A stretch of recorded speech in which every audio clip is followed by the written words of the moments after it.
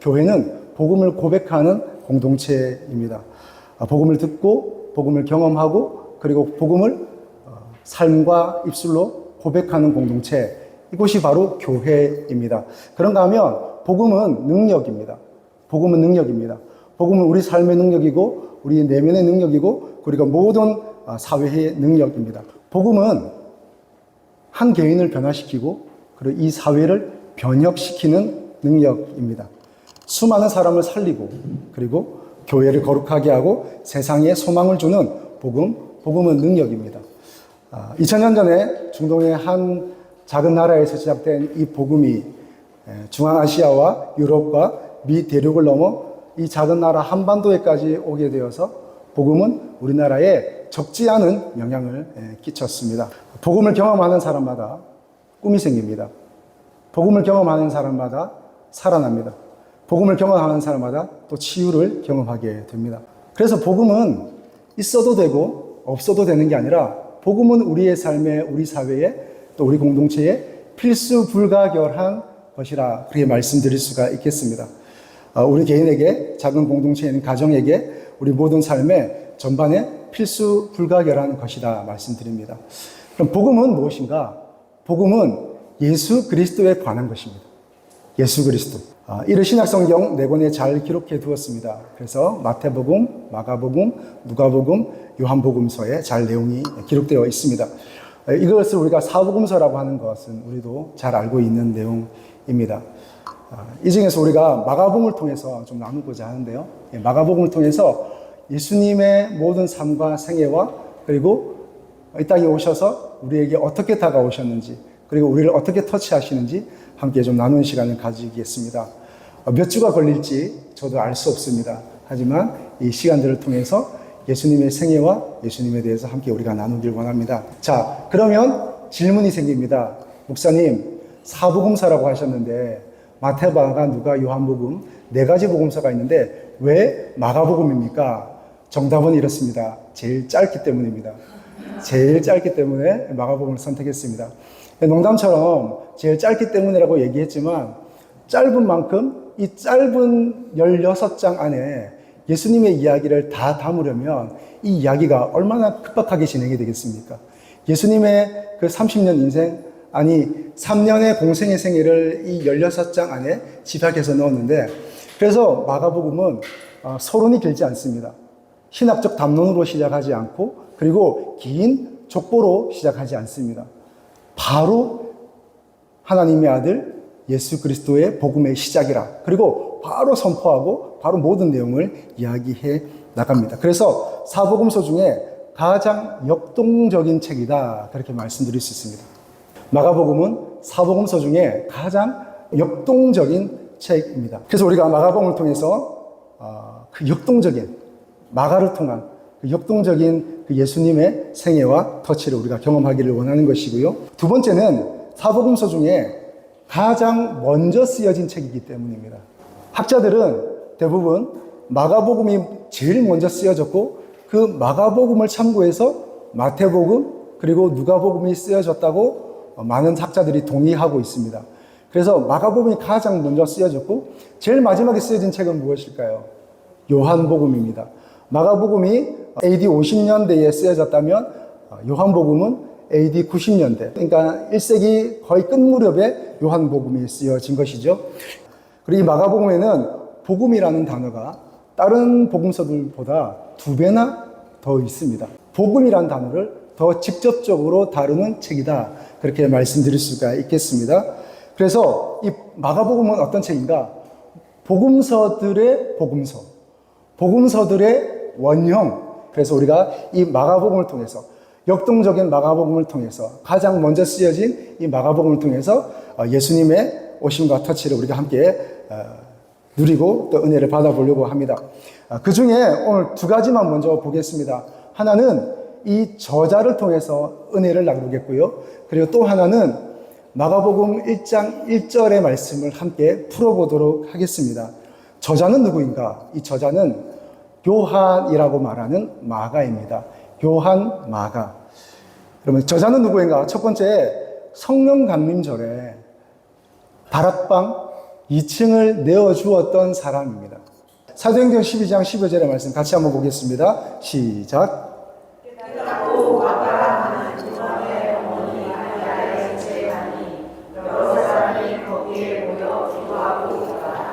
네, 이름이 두 가지가 나오네요. 마가라 하는 요한이라고 그랬습니다.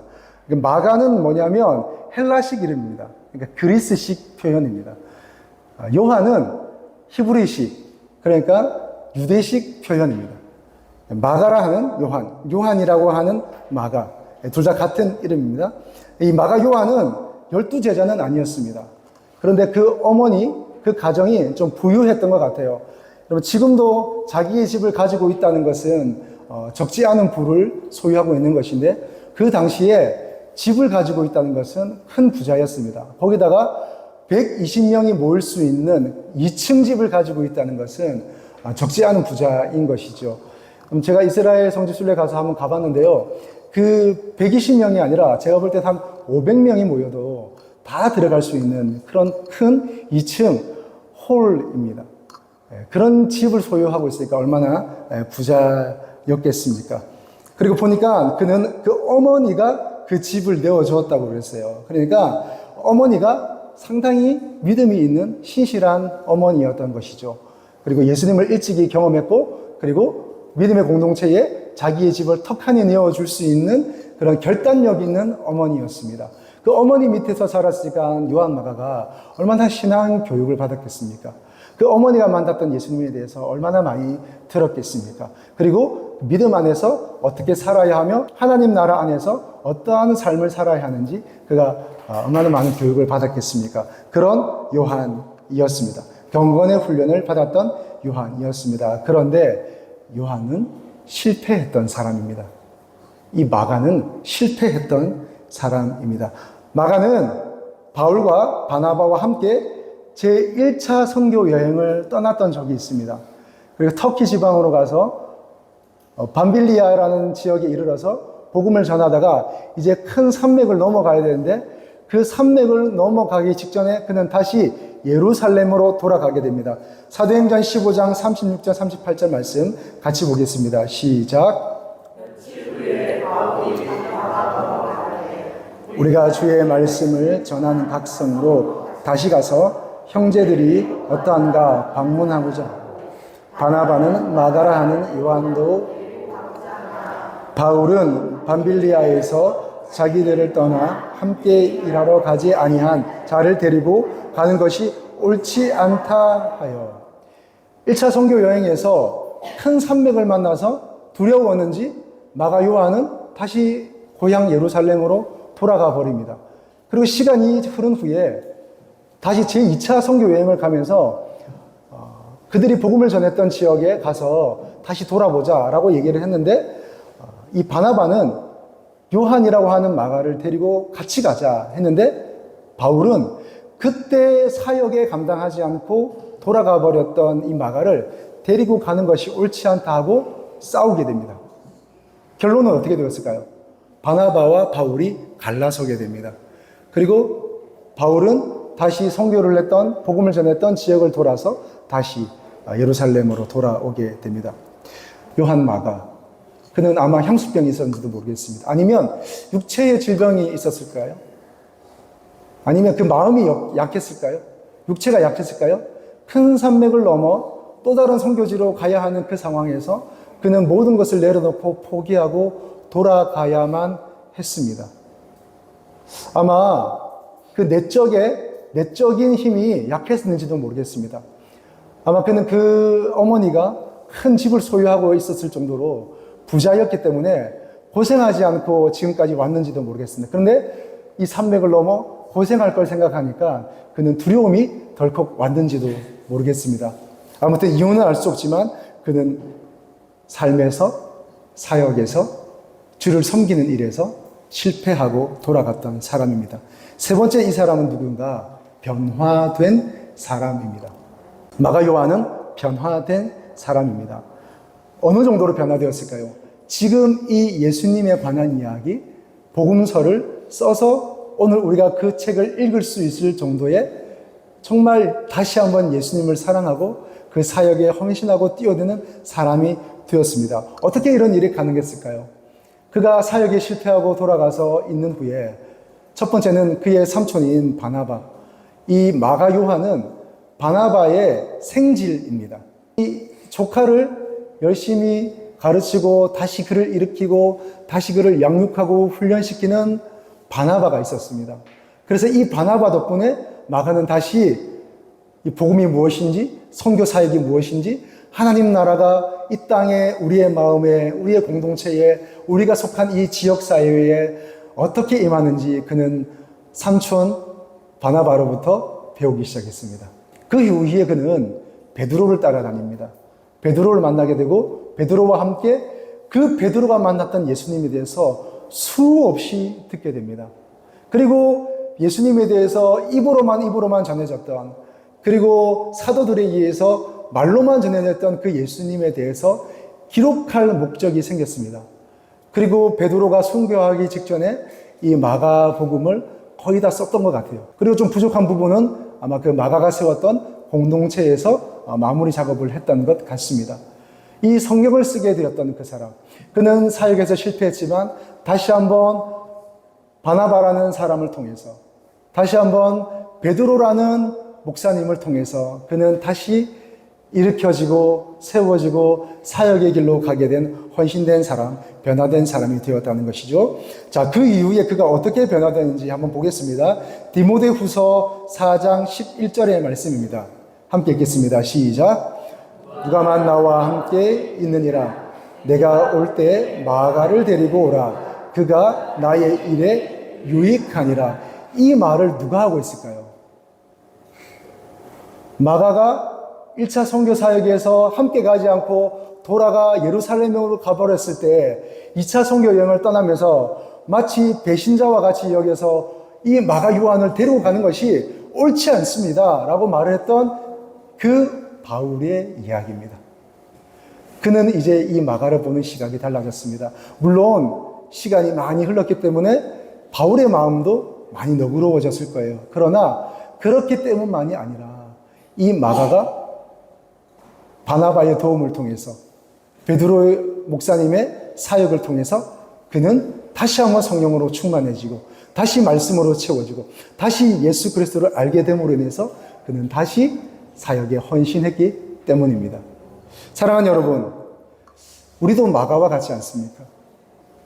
우리도 마가와 같이 성령으로 시작하고 예수 그리스도를 만나서 말씀을 받고 또 좋은 교회를 만나 훈련을 받고, 그리고 또 우리의 부모님이 믿는 분이었다고 한다면 우리가 그 부모님으로부터 신앙의 교육을 받고, 그래서 정말 때로는 뜨거울 때도 있었고 때로는 정말 하나님 나라를 위해서 내가 헌신하겠습니다 하라고 내 삶을 드리고 결단할 때도 있었고, 내 생명, 내 가족, 내 물질 아까워하지 않고 드리고 싶은 마음이 있는 때도 우리가 있었습니다. 그런데 훈련되지 않은 삶의 현장에서 다듬어지지 않은 나의 성품 때문에 무너질 때도 있었습니다.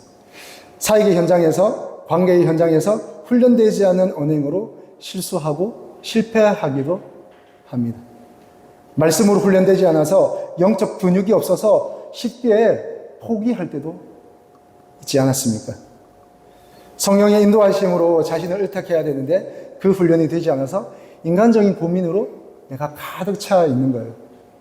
그런 시간이 우리에게 있지 않았습니까? 그래서 분명히 뜨거운 때도 있었는데 어느새 어떤 이유 때문에 다 내려놓고 다시 원점으로 돌아가 있는, 아무런 기력도 없고 아무런 믿음도 없고 아무런 소망도 없는 것 같은 우리의 삶을 경험할 때가 있습니다. 여러분, 제가 질문 드리겠습니다. 그때 어떻게 일어나셨습니까? 그때 어떻게 회복되었습니까? 아니, 지금 혹 여러분의 마음이 성령으로 시작했고 말씀으로 시작했고 은혜와 결단으로 출발했는데 지금 돌아와 보니까 내가 지금 뭐 하고 있는 건가?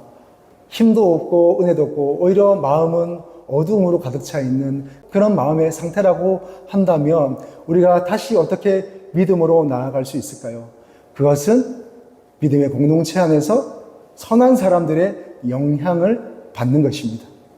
먼저는 우리의 스승 되신 성령 하나님을 통해서 우리가 말씀을 통해서 우리가 다시 한번 세워져야 하겠습니다. 사랑하는 여러분, 저와 여러분에게도 베드로와 같은, 바나바와 같은 지도자가 있기를 축복합니다. 멘토가 있기를 축복합니다. 첫째는 성령 하나님께서 우리의 지도자이시죠. 날마다 성령의 조명하심, 성령의 말씀하심, 예수 그리스도의 음성이 저와 여러분에게 들리기를 축복합니다. 그런가 하면 오늘도 여러분을 돕는 사람들이 있습니다. 저와 같은 목회자들이 여러분을 돕고, 아니면 또 먼저 믿음의 길을 갔던 사람이 오늘 여러분을 돕고 있습니다. 사랑하는 여러분, 마음을 여시기를 축복합니다. 마음을 열고 오늘 하나님이 나에게 무슨 말씀을 하시는가. 내 생각이 있지만 하나님의 생각도 있습니다. 내 계획이 있지만 하나님의 계획이 분명히 있습니다. 여러분, 내 마음이 있지만 이 세계를 향한, 나를 향한, 내 가정을 향한, 우리 교회를 향한 내 마음으로 비교도 할 수 없는 하나님 아버지의 마음이 있습니다. 여러분, 우리의 생각이 크겠습니까? 하나님의 생각이 크겠습니까? 우리의 의지가 깊고 견고하겠습니까? 하나님의 의지가 깊고 견고하겠습니까? 하나님의 은혜 가운데 머물러 있기를 주님의 이름으로 축복합니다. 오늘 그 일을 위해서 바나바와 같이, 베드로와 같이 여러분을 돕는 이들이 있습니다. 무엇보다 하나님께서 우리 마가를 통해서 성경 말씀을 우리에게 주셨어요. 이 하나님의 말씀을 날마다 읽고 묵상하고 또 암송도 하고 자기의 것으로 소유하시기를 주님의 이름으로 축복합니다. 여러분, 마가는요, 다시 예수님을 만난 사람입니다. 다시 예수님을 만나 성령에 의지하여 이 마가복음을 쓰게 되었습니다. 사랑하는 여러분, 이 마가복음을 더 살펴보고 함께 말씀을 나누면 나눌수록 예수님을 다시 만나게 되는 은혜가 있기를 축복합니다. 그 예수님과 함께하는 은혜가 있기를 축복합니다.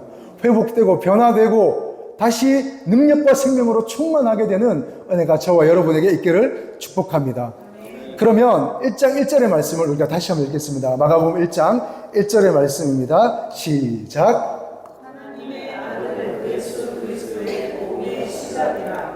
아멘. 마가는 거두절미하고 본론으로 바로 들어갑니다. 하나님의 아들 예수 그리스도의 복음의 시작이라. 처음부터 끝까지 한 번도 마가는 곁길로 가지 않고 계속해서 역동적으로 달려갑니다. 그래서 마가복음에는 이런 표현이 많습니다. 즉, 바로, 즉시, 지금, 이런 표현들이 많아요. 굉장히 역동적입니다.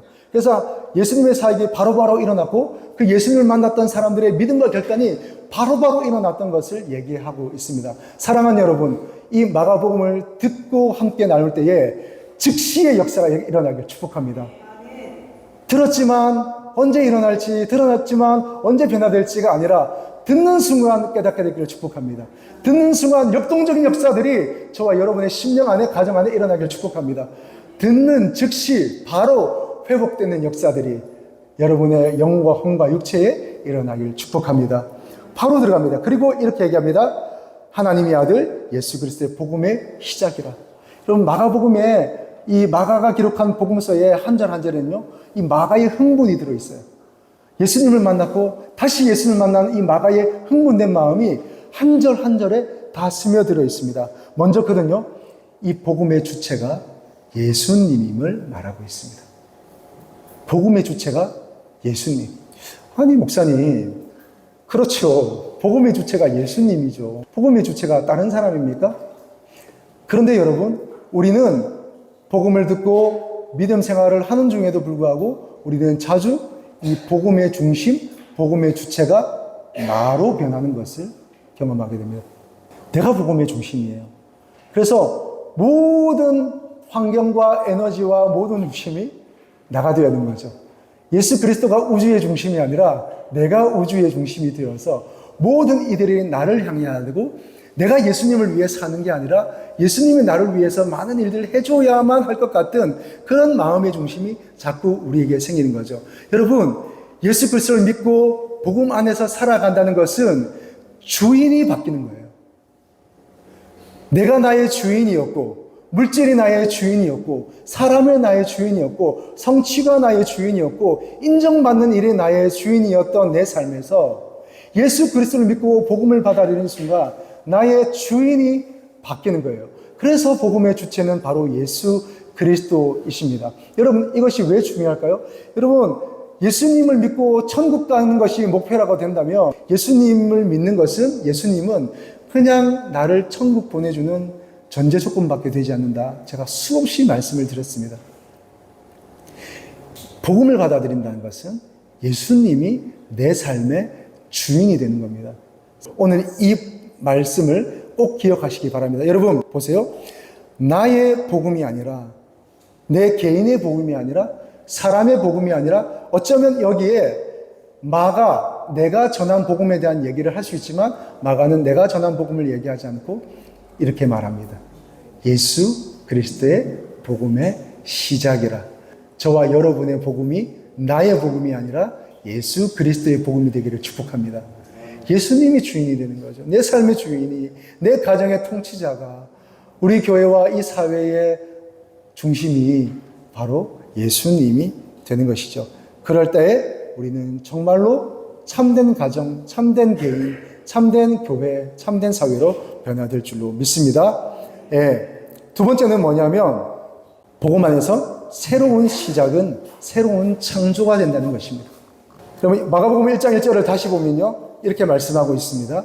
하나님의 아들 예수 그리스도 복음의 시작이라.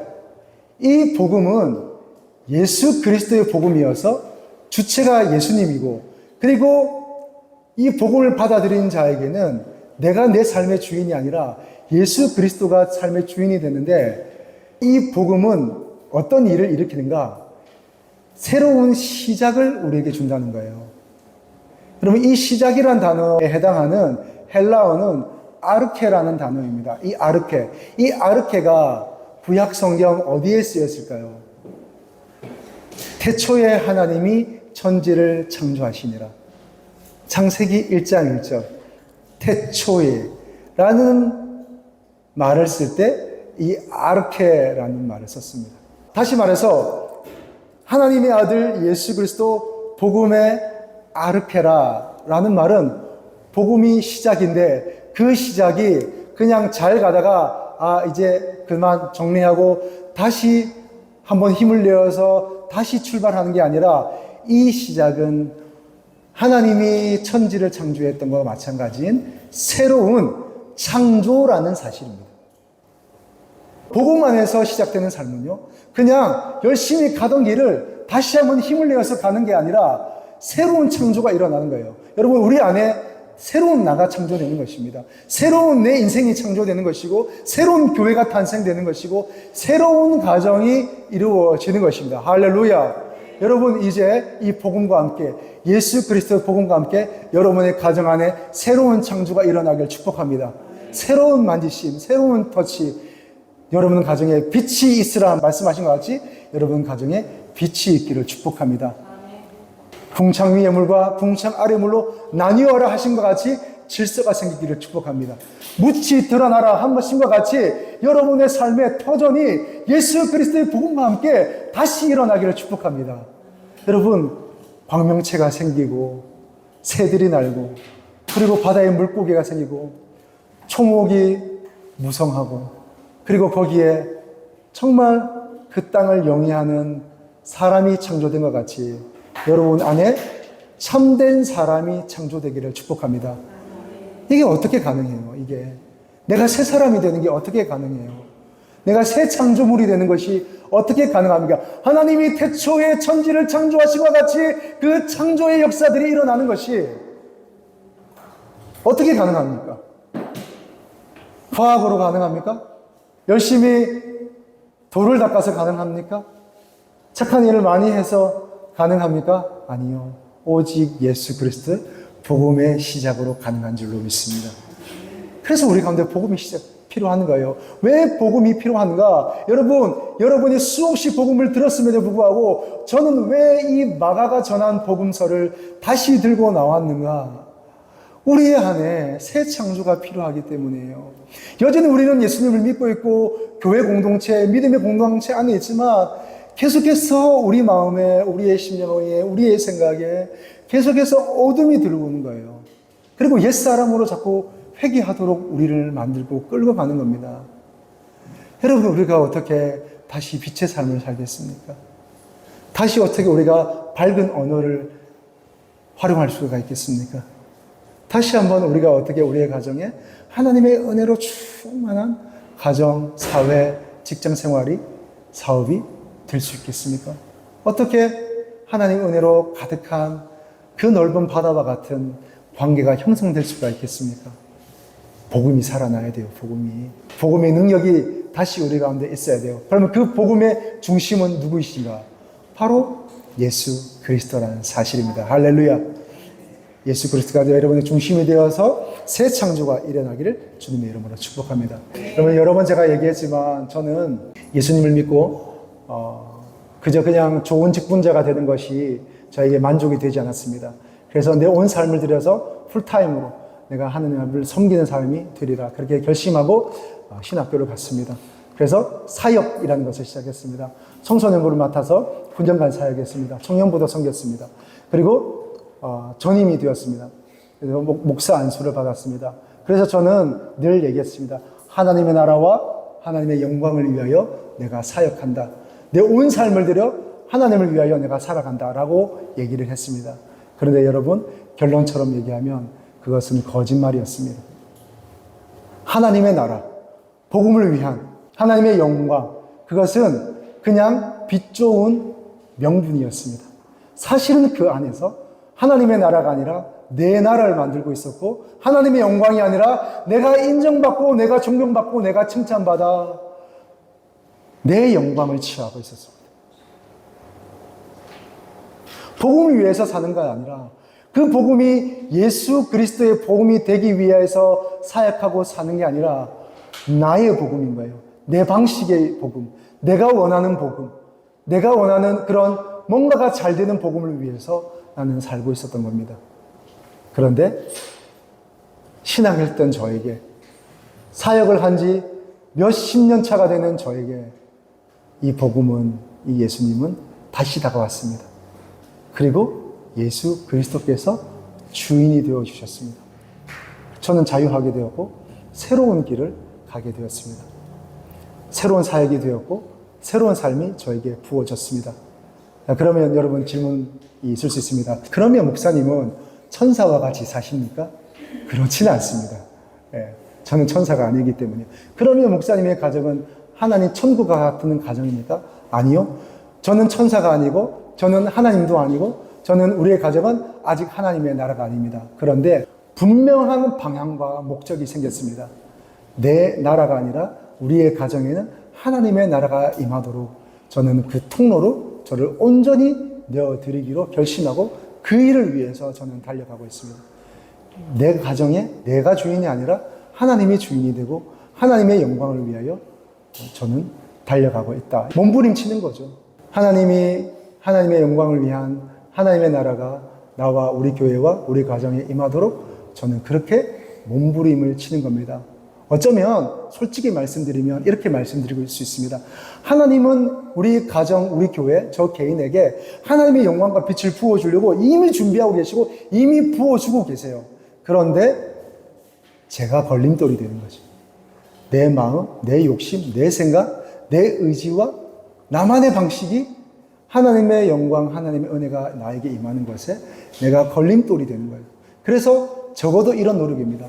내가 하나님의 영광과 은혜가 나와 가정과 교회에, 이 사회에 임하는데 걸림돌은 되지 말자라고 생각을 하는 겁니다.